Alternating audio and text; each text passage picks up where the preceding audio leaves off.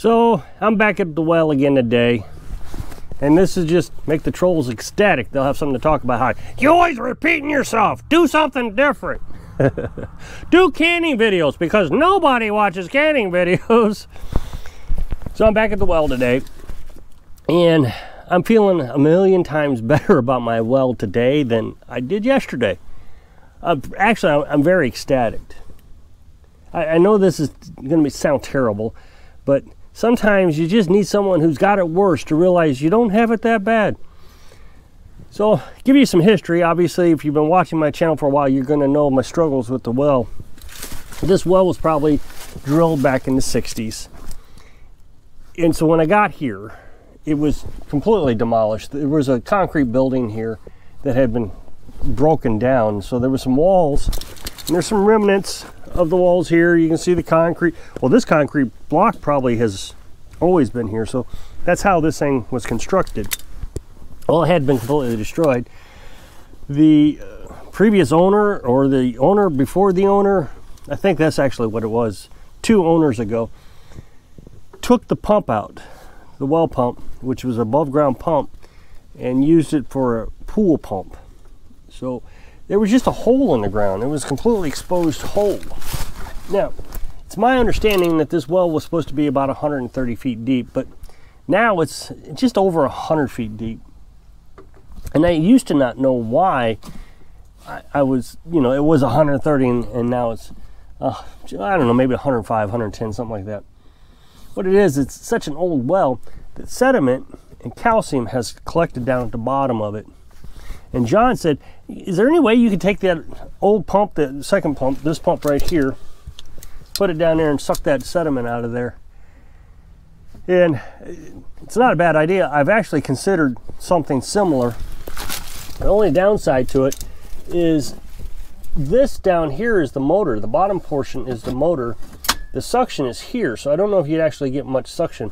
But anyway, the sediment has settled down there and there, and over the last 50 years, it has filled up a little bit, maybe 20 feet. So there's less water column in it now.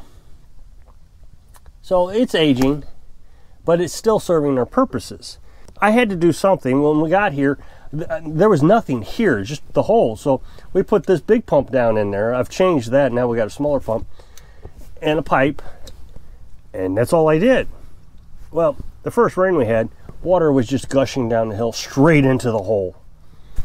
So as a temporary solution until I could get everything done, because there was just a lot going on, firewood and building a tiny house and cleaning up the property, I took a coffee cup and I put it around the hole. So I cut the bottom out of the, I said coffee pot, coffee can. I cut the hole out of the bottom of the coffee can, slid it down the hole. It was a perfect fit. And then I caulked around it, so there was a seal there. And that kept the water from running down into the hole. But that was not a solution at all. Water was running down here, and I noticed that the well casing had a crack in it. So I've done a lot of things to fix it. I've put in a new well liner with a new well packer to fix the crack casing. So now, for the first, I think, 30 feet, it is a 4-inch diameter hole instead of a 6-inch diameter hole, because I got this pipe inside the casing with a well packer. And a well packer is just basically a PVC pipe with rubber rings that go around it to seal up against that casing. Well, that didn't exactly solve the issue either. It got better, but not perfect. I poured this concrete, so made it 6 inches thicker, because the original pad had all busted up. Built this building around it, and then I made the building 2 feet longer on each side, so it's a 8-foot all the way around. And that should keep the water from running down onto it. And so everything is to code now, everything, except how we operate it. That's not the code. You're supposed to have a tank here, a pressurized tank, and you fill the tank, and then the tank sends water to the house. I mean, we don't do it that way, but this is not totally unacceptable. If you were living on a farm, this is probably how you would do it. But that's all beside the point. But everything else is to code. Well, it was still getting dirty. So I got a French drain here, and that water was supposed to carry, or the French drain was supposed to carry the water away. Well, that didn't work. So eventually I just dug this ditch. So any water that comes down now hits that ditch and runs off down the hill. I've got a ditch over here, which drains the water off this direction. I do some rain collection. That's why that's there. But the water will drain off. And that solved my problem. Now, we had like 2 weeks worth of rain. It rained every day, all day for 2 weeks this past, I think, January. It was either a fine mist or it was just, or rain. It was just constant. And so we saturated. So these heavy rains, I knew we had solved because we've had many heavy rains, flooding rains, and the well didn't get dirty after I dug the ditch, but I was not sure about these saturating rains. We had that and the well got dirty. So that was just in January. So I was a little bit disappointed again that the well was getting dirty. But then I realized I plugged up this this ditch. I put a concrete block here. Well, I'll show you. I'll take this out. I put a concrete block here to help hold up my water collection tub. And when I did that, it clogged up this ditch. There was nothing running off, so all that water was just going right back into the well. So I don't know, I may have solved my problem and I just messed up maybe what the issue is. So we'll see the next saturating rain. It'll take another year or so for that to happen. I've kind of come to the idea this is an old well and I'm not going to get perfection out of it. I was hoping for perfection. Now, here's my understanding of wells. Wells are better than any other water that you can possibly have. And so that was the mindset that I was stuck on. Is well water is cleaner than anything. Yet, about every 6 months or so, I have a problem with the well. Even after I've done all this work. And this only costs about $500, so it was a lot cheaper than digging a new well. Well, recently, within the last couple months, I was looking up wells and trying to figure out what my problem was and if there's any solution. And it turns out that dirty wells is kind of a thorn in the side of well owners all over the place. That's what I read in Google, that everybody has issues with their wells. And so I started looking up YouTube videos again and understanding, and there's actually people who dig wells, companies showing in YouTube what to do if your well gets dirty. You literally flush it out, which is what I've been doing for 4 years now. When it gets dirty, I open this up all the way, run a hose down the hill, flush it out. Takes, I don't know, 5 minutes to flush it out. Let it fill back up, do it again, and I do that 3 times. And usually I get it pretty clean. That is an actual process that well drillers tell you to do if your well gets dirty. So I'm thinking now, you know what? This may not be as bad as I thought it was. If everybody has the same problem as me, why am I working so hard to do it better? So Carolyn said, okay, I don't know, this is just kind of my frustration. And Carolyn said, let's just not worry about it anymore. You know, my concern is if something bad were to happen and I couldn't buy things anymore, society breaks down or something, could I live off this well? And the answer is probably, yeah, I could. I would have a little bit more inconvenience because I couldn't filter the water and those kind of things. So speaking of filters, as you probably know, I'm not going to show you today because I just put it away because it freezes. It's going to freeze tonight. It's going to get below, I think, 27 degrees. But I filter the water before it goes in the house. And then when it goes into the house, I filter it again through a Berkey so we can drink it. But the filtering, I just have 2 filters. I have a sediment filter, and the sediment filter is 5 microns. And then I have, right behind that, a charcoal filter. Now, I usually change the filter. I used to say 3 months, and that was about right, but this last one lasted 4 months. What I do is, I don't know, about once a week, I fill up a bucket of water through the filter. If I see sediment down at the bottom after we use that bucket of water, then I know the dirt's getting through it. So the last one was about 4 months, and I started seeing some sediment at the bottom of the bucket. You can just take your finger and streak it at the bottom, and you'll see that it leaves a, a streak.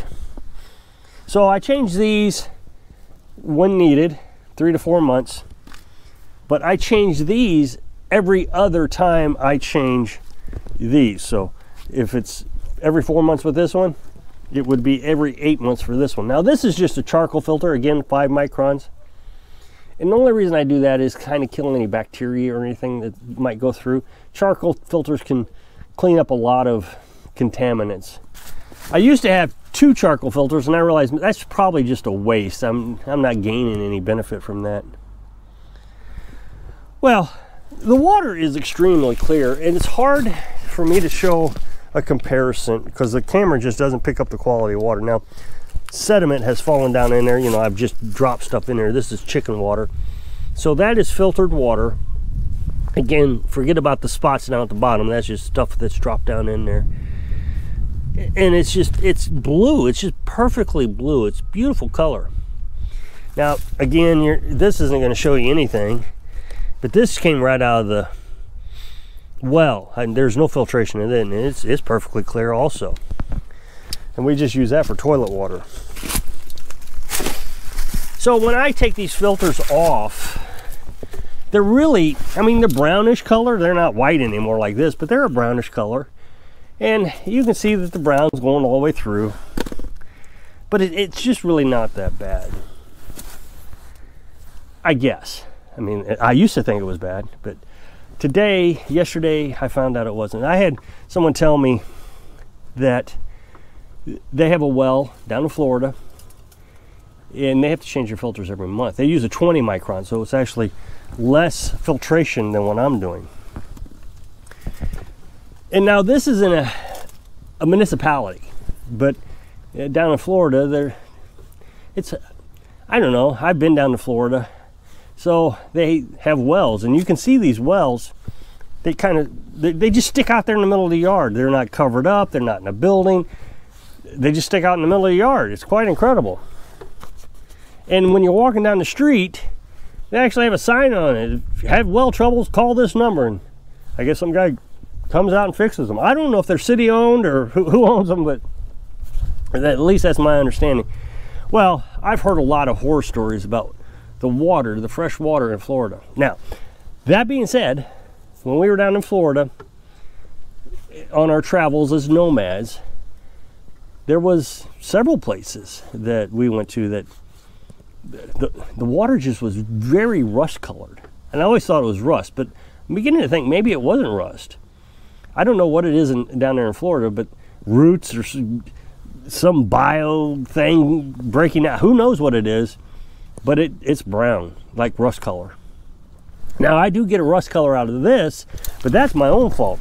I bought these well pumps, and even in the review section of Amazon, they say they rust. So what happens is if I let my well pump sit in the water for a few days without running it, that rust kind of settles inside the pump, and so you get this brown color just for a few seconds, just until that flushes out. But these pumps are only 150 bucks. If they last 10 years, I'd be happy. So, but the water was always terrible down there, and you'd Berkey the water, and you'd just clog up your Berkey almost instantly. So this guy sends me this picture. And this picture is a 20 micron filter that he changed every month. Oh my goodness. Now, I wish I had a comparison to show you what our filters look like, but it's not even a fraction as bad as what this guy's got. So I'm quite satisfied with my well. Even after it rains and the water turns dirty, you can tell what has happened. If it's real brown, then you know that water has just drained down in there. Or your pump has dropped down too far and you're picking up sediment at the bottom. That's when it turns really, really brown. But most of the time, instead of that pretty aqua blue color that I just showed you, which I know you didn't get to see very well on the camera, it kind of turns like a greenish color. And I always make the comparison between the Pacific Ocean and the Atlantic Ocean. I've been in both, and the Pacific Ocean is just amazingly blue. almost like they poured food coloring in it, dye. It's just blue. But you go over to the Atlantic Ocean, it's more of a greenish algae color. Well, that's what you get when it starts to get that sediment. Maybe there's copper in it, whatever it is. And so then I know that my filter is going to get dirtier faster. But even at that, it's not a month. The thing is when we had that problem with the saturation of the groundwater, I didn't flush it that time. It was green. It flushes itself out eventually because you're running it to fill your tank. I'm just so relieved that I really don't seem to have a problem compared to this person. And if everybody in Florida is dealing with this problem, I'll take what I got. So if you'll click this up next box, it'll take you to a video where I was talking about Carolyn destroyed this place. So if I can inspire you to find the good when you think everything's bad, when you're living your dreams. Thanks for watching.